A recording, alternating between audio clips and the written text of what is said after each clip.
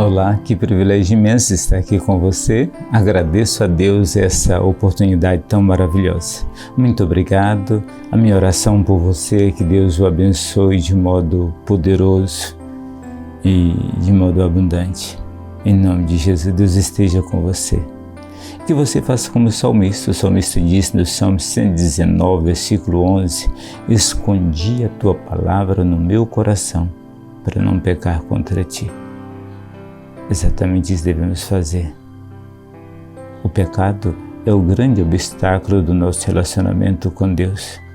E se nós, de fato, quisermos agradar a Deus, nós precisamos fazer como disse o salmista: esconder a palavra de Deus no nosso coração.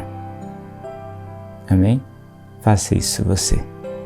Em nome de Jesus, tá bem? Amigo, nós estamos falando sobre relacionamento com Deus, né?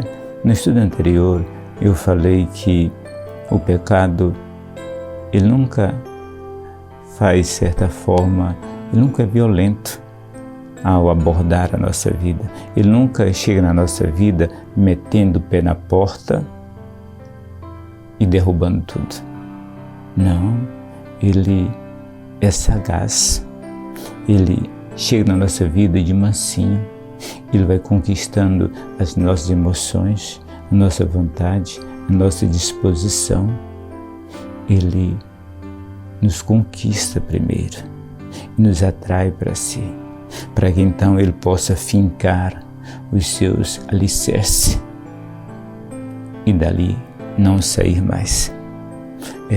O pecado é algo terrível e nós precisamos tomar cuidado com ele. Deus, falando no livro do profeta Oséias, ele disse: os pecados de Efraim não os permitem voltar.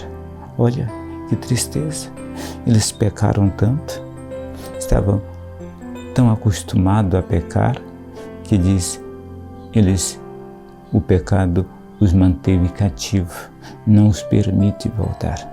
Que Deus os livre de chegarmos a uma situação como essa, porque Deus sempre está disposto a perdoar aqueles que voltam a Ele. Mas como disse J.C. Halley, interpretando Mateus capítulo 15, ele diz que o arrependimento não é como o servo do centurião. Lembra daquela história que Jesus Cristo contou?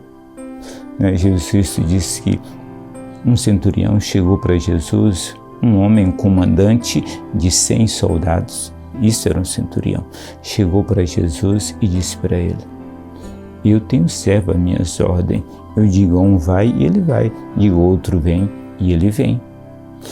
Então J.C. Halley disse: o arrependimento não é igual ao servo do centurião. Na hora que nós quisermos vai, ele vai, vem, ele vem. Ele não vem, nem sempre ele vem a hora que nós queremos, né? O texto de Oséias é claro: os pecados de Efraim não os permitem voltar, não os permitem arrepender. Olha, que Deus nos livre e nós possamos tomar cuidado logo no princípio de todas as coisas, no início, é esse o momento de nós nos voltarmos. No estudo anterior, eu falei para você o seguinte, que o pecado, ele nos mantém indisposto, ou ele coloca em nosso coração uma indisposição para com a palavra de Deus. Foi assim que aconteceu com Caim. A primeira coisa que aconteceu na vida dele foi que ele não se dispôs a obedecer completamente a palavra de Deus. Fez o que tinha de ser feito, o que Deus tinha ordenado, mas fez de má vontade, fez parcialmente, não fez na sua totalidade. Essa é uma das coisas que o pecado faz na nossa vida. A outra coisa que o pecado fez na vida de Caim é que ele praticamente fechou ou cegou ou obliterou o entendimento dele. Ele não mais ouvia a voz divina, não mais escutou. Ele se tornou surdo para com o clamor da sua própria consciência. A voz de Deus, né?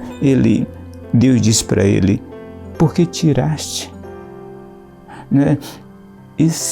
No versículo número 6 do capítulo 4, esse era um convite à reflexão, convite a ele pensar: eu preciso reorganizar a minha vida, as coisas não estão bem.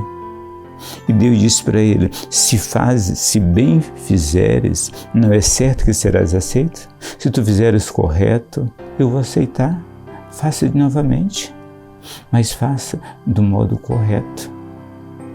E Deus então acrescenta: se não o fizeres, o pecado jaz à porta, e sobre ti será o seu desejo, mas sobre ele tu deves dominar.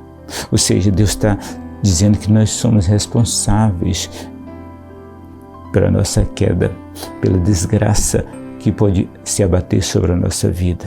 Nós somos responsáveis por isso.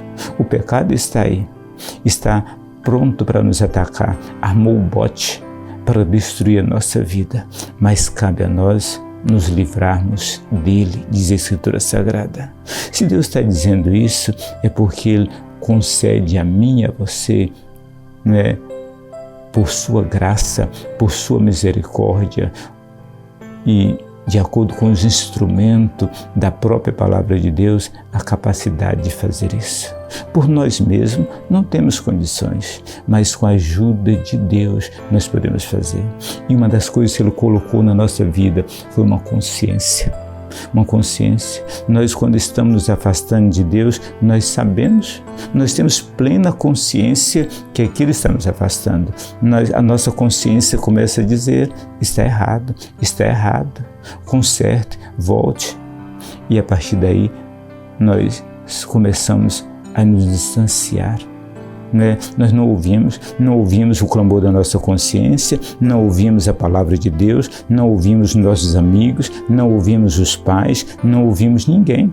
Não ouvimos o marido, não ouvimos a esposa, não ouvimos os filhos. Estamos surdos, estamos cegos para a tragédia que se avizinha à nossa vida. E breve, se não voltarmos, se não nos arrependermos de verdade, nós daremos com a cara no muro. A tragédia é certa, é certa. Foi assim que aconteceu com Caim. Deus o advertiu, Deus chamou o arrependimento, Deus falou brandamente com ele e ele não escutou, até que a tragédia aconteceu. Que Deus tenha misericórdia de você, que Deus abençoe você, que Deus abra os olhos do seu entendimento para compreender a palavra de Deus. Amém? Que Deus abençoe você de modo poderoso e grandioso. Em nome de Jesus. Amém. Amém.